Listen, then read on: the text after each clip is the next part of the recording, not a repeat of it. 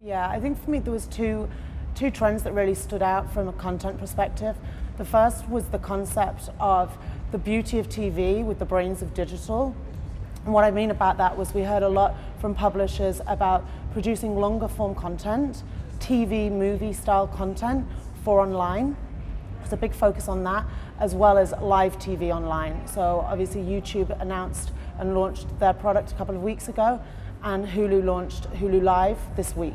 So really bringing our TV to the digital space, but as well from the brains aspect of it, bringing measurement, so the brains of digital. So there was a lot of conversation around measurement, whether it's third-party like Nielsen Catalina data to be able to actually tie it back to sales, or leveraging third parties for things like place visitation rates and understanding people are actually being driven to store. First of all, I hope that they're really, really inspired and they come away excited about some really great content that's been produced by people that they might not have originally thought was producing this really great content.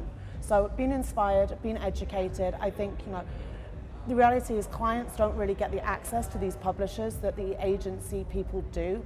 So I think the NewFronts does a great job of packing a lot of content into quite a short time frame, so the clients can really get a lot of visibility into what's being done in the marketplace. So one of the themes around content that I really saw shine through across every publisher this week was around really important topics, whether it's gender, whether it's race, whether it's sexual orientation. There's a lot of publishers producing content around those topics to really bring them front of mind and driving the conversation around them. So I think that's really exciting, and it's an opportunity for brands, but I think brands need to be very, very careful with it, because these conversations are very emotional conversations. The audience really have an emotional connection to them. So I think brands need to make sure that they're aligning with this content for the right reasons, not just jumping on the bandwagon to do it for the sake of doing it, but they need to make sure they do it in a really authentic way. Otherwise, it's not going to be successful. There's a lot, we've heard a lot about Snapchat, of course Facebook, about short form, vertical video. What about the form factors changing? What do you guys need to do, and how are you playing in that new world? Yeah, it's definitely interesting, and I think brands, media agencies and creative agencies all need to work together.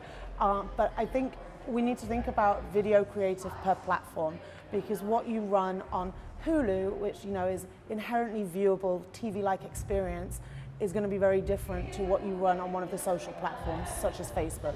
You need to think about 3 to 6 seconds to get your message across on Facebook, whereas on Hulu you can run more of the traditional TV-like ads.